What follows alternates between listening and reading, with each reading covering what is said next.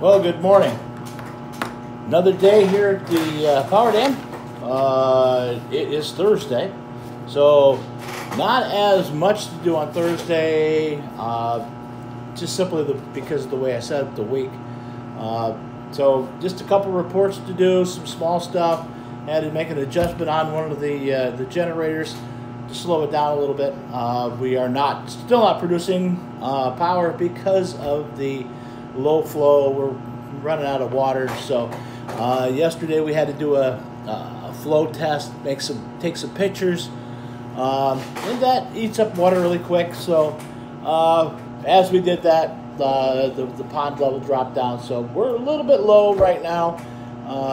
Trying to slow things down so we're not running so much water through the power plant. It's what we do. We try to send as much water over the waterfalls as possible so the people can enjoy it and see it, keep the fish happy.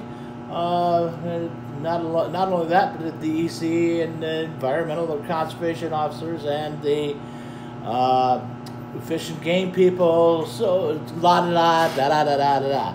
Anyhow, I want to talk a little bit about chicks today. One of the things that we keep throwing out and people keep asking about is, what do we do with chicks? How do we take care of the chicks? What do we do once you receive chicks? Yesterday I told you you can go to Myers. That's where I go. I call Myers and you can order them right online. They ship them in by the Postal Service. Here it takes about 2 days to get them, so that's not bad from the state of Ohio. The closer you are to your local hatchery, the faster your chicks will get there. They do survive. They do fine when they, in the shipping, because there's no food, no water, but they're still okay. Once you receive your chicks, you'll want some kind of a brooder set up. They could be as elaborate as you build a pen, a small pen. You keep them in it with radiant heat and ventilation, the whole 9 yards. Or as easy as you've got a plastic tote from Walmart. I've used both, done it both ways, and it doesn't make any difference. It really doesn't. The chicks don't care. They just, as long as they're warm, they're safe, they have food, they're happy. So once you have your tote, let's just say you're going to go to Walmart, you're buying a tote. Once you have that, you're going to want to have some pine shavings. Then you don't want powder. You want pine shavings, not cedar, but pine. Cedar will affect the respiratory systems of the chicks, so always use just simple pine chips. You buy them in a bale. Any supply house has it. Usually, Tractor Supply, a store like Runnings. We have Runnings out here. You could get them at your feed store. You can find them just about everywhere. Tractor Supply is a really good place to get them. Another thing that you want to do is you want to have a feeder or a cup for feed, and you want to keep that full. You want to be able to keep it clean. You may want to put a brick under there to keep it off of the pine shavings so they can't get in there, but they got to be able to still get there and eat. So that's another thing you've got to have. A drinker of some sort. Now, don't do like I did. I made a mistake when I had my second batch of chicks. I was like, you know what? I got to get them some water, and I didn't have a water bowl, or I didn't have a drinker. So I said, well, it'll be all right. I'll put a bowl in there. They'll be fine. That doesn't work out. The problem is they'll climb in the water, which we wouldn't think much about it, except they can't get out of the bowl. So eventually they just, they drown. So you got to watch that. So it's something small. You can go to your supply store. You can pick up a inexpensive plastic waterer that has holes in the bottom of it. Takes a quart jar. Some of them take bigger jars, but it has holes. They can get in it. Again, that's one of the things you want to keep up off of the bedding. You want to keep, a brick or a piece of wood underneath that just to keep it high so they don't knock the wood chips into it. Make sure that there's always water, there's always food. They want to always have access to the food and water. We're going to talk a little bit briefly about heat. When chicks are small, they do need heat. They need to keep warm.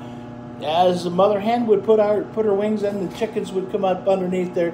They would stay warm. So they want to stay about 90 degrees for the first couple weeks. You can easily do that with an inexpensive heat lamp that you can buy anywhere. The heat lamp would go over the top of the brooder, but you want to make sure that there's enough room in the brooder that the chicks can get away from it if it gets too warm for them. And you've got to watch your chicks. You want to keep them about 90 degrees. If you're 85, 80, 89, that's fine. They don't have to be exactly 90. And they'll pretty much, you'll be able to watch them and they'll tell you what's going on. But you want to make sure that heat lamp is high enough. You want one with a guard on the bottom of it, because obviously if it falls into the brooder, it's pine shavings, pine burns, plastic melts, chickens will die. So you got to watch that. Just secure it really good, you'll be fine. And as the chicks grow, you'll want to raise that heat lamp up. And generally, you're going to drop it 5 degrees every week after the first couple of weeks.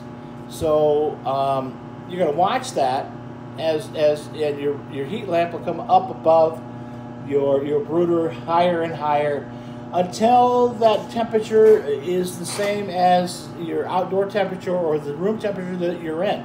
If you're in a room and it's the sun is out and it's warm in there, obviously your chick's going to be warmer, so adjust accordingly.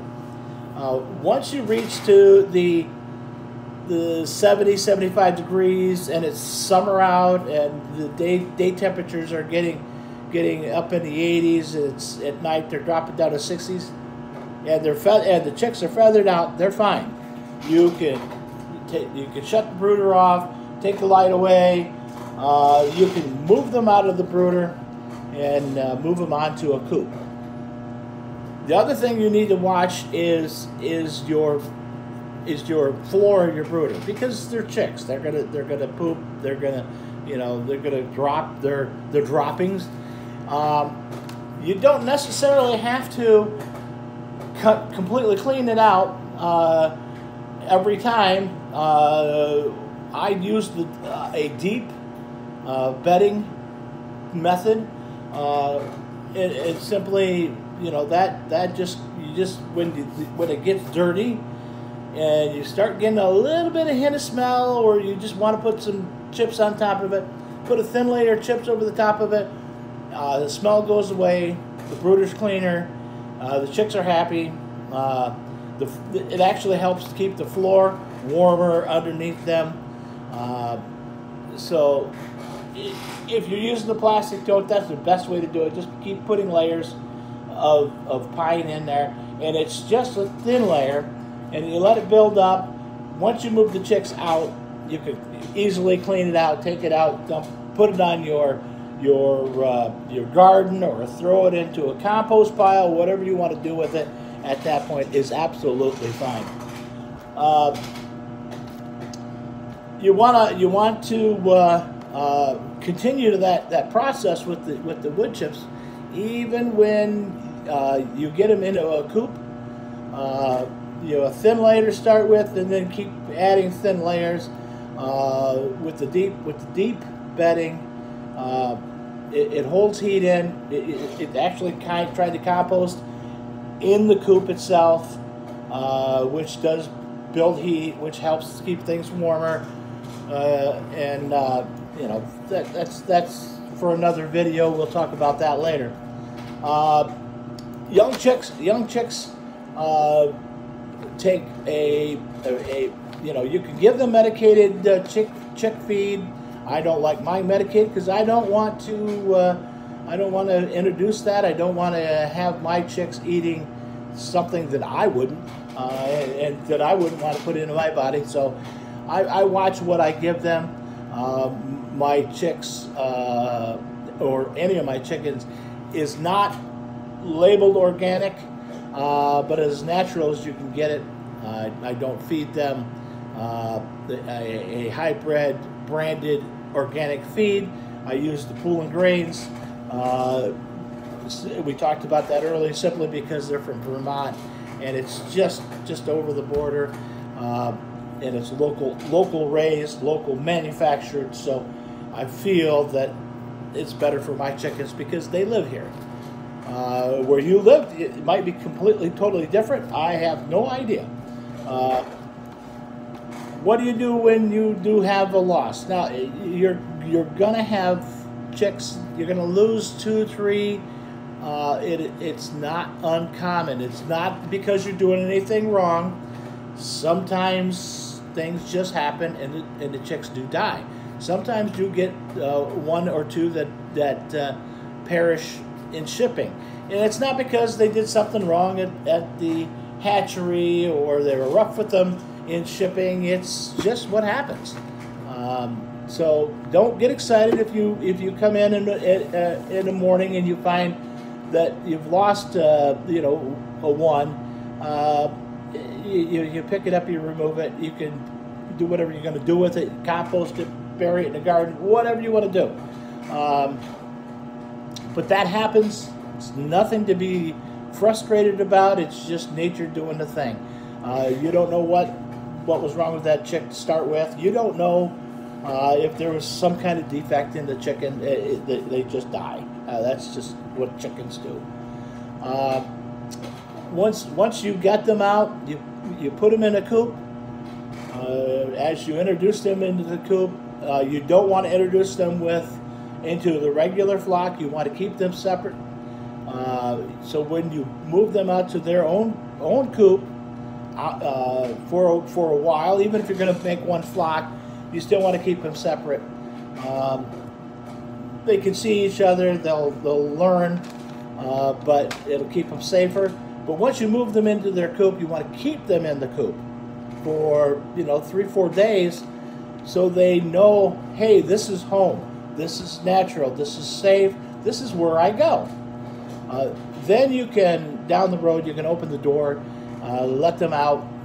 If you're going to free range them, if you're going to put them out in a chicken run, but you got to get them accustomed to the coop first. Then you can do whatever you're going to do after that. All right. Well, that's enough information for the day. I hope you have a great day. If you have any questions, feel free to contact me. I have a Facebook page called ADK Life 101.